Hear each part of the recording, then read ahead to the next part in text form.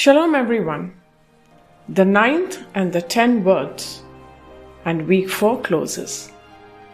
The words that reveal what lives within you and how it begins to spill out. Do not covet. The word that lives in the heart. Today is day 28 of the Omer. 4 full weeks. Before we move into week 5, we stop at the final words. And they are the most revealing of all 10. The final words are unlike the others. Every other word prohibits an action, something you do with your hands, your body, your mouth, your schedule. But these words reach deeper. The 9th word governs the truth that comes out of you. You shall not bear false witness against your neighbor.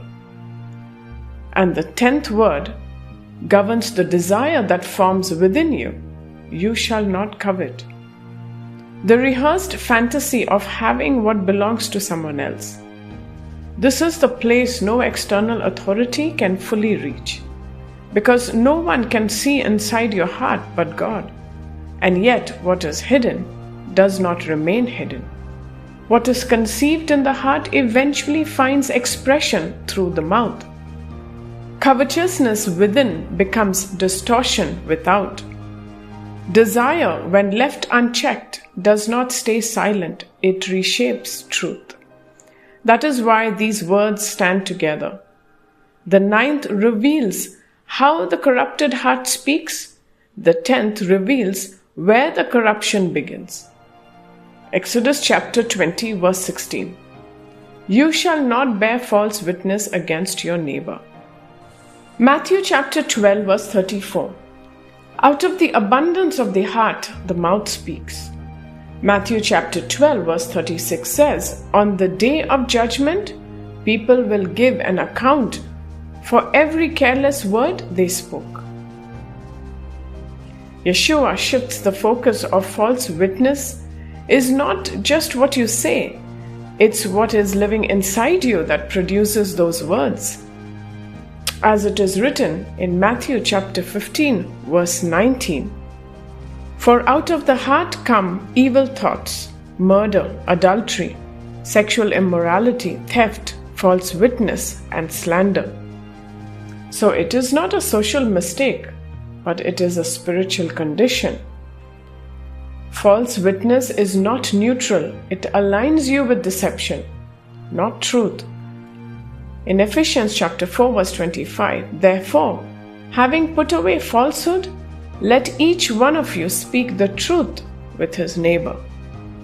Exodus chapter 20 verse 17, you shall not covet your neighbor's house, your neighbor's wife, or his male servant or female servant, or his ox, or his donkey, or anything that is your neighbor's. Romans chapter 7 verse 7. I would not have known what it is to covet if the law had not said, you shall not covet. Psalms 51 verse 10. Create in me a clean heart, O God, and renew a right spirit within me. The rabbis teach that covetousness is the root from which all other transgressions grow. You covet and then you steal when you coveted. You covet and then you commit adultery to obtain what you desired.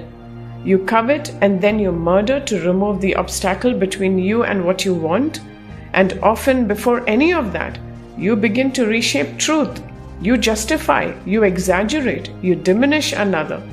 False witness is not only spoken in courtrooms, it is spoken in the quiet ways we protect our desires and elevate ourselves. The 10th word is not the last commandment in order of importance. It is the foundation of all others in order of causation. Deal with covetousness at the root, and the fruit of the other 9 becomes possible. Leave it undealt with, and every other external compliance is eventually undermined from within. Paul says the 10th word exposed him. He thought he was doing well with the other 9. He was a Pharisee, blameless by external standards, until the 10th word shone a light on the interior of his life and showed him what was actually there. Covetousness does not always look dramatic. It looks like the quiet ache when someone else gets promotion, the platform, the relationship, the recognition you wanted. It looks like the restlessness that never fully settles, always one thing away from contentment.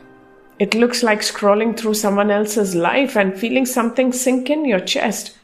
And from that place, the heart begins to speak, sometimes subtly, sometimes silently, but not always truthfully. The final words are God's mirror, not only of what we do, but of what we desire and what we say. And they show us that the clean heart He is preparing us to carry His Spirit in is not something we can produce by trying harder. It requires exactly what Psalms 51 asks for. Create in me, not fix, not repair, but create something new. And only God can do that. Open your Omer journal and read back over days 22 through 27. The throne audit, the image of God you examined, the name you are carrying, the Shabbat you are building, the honor you chose, the heart you held up to the mirror of words 6, 7, and 8. What has the Sinai week shown you about the condition of your heart? Be honest before you write a single word. Write honestly. The specific thing I most covet right now, the thing I most consistently want that belongs to someone else, or that I have not yet received, is, name it. Then write beneath it, I release the craving. I trust God's assignment for my life. What He has given me is enough, and what He has withheld in love. Ask yourself honestly, where have I distorted truth about someone else, and even in my own thinking because of what I want, feel, or fear? Where has what I desire begun to shape what I say, assume, or believe about others? Bring that into light. Choose truth over self-protection. Pray the only prayer that answers these words. Pray Psalm 51 verse 10 out loud, slowly, as your week 4 closing declaration. Create in me a clean heart, O God, and renew a right spirit within me. 4 weeks down, 3 to go. The 10 words have done their work, not to condemn you, but to reveal you. And what they revealed, God is already healing. Tomorrow, week 5 begins, and we move from the law written on the stone to the law written on the heart, from Sinai to the covenant of love. We are 22 days to Pentecost. See you there.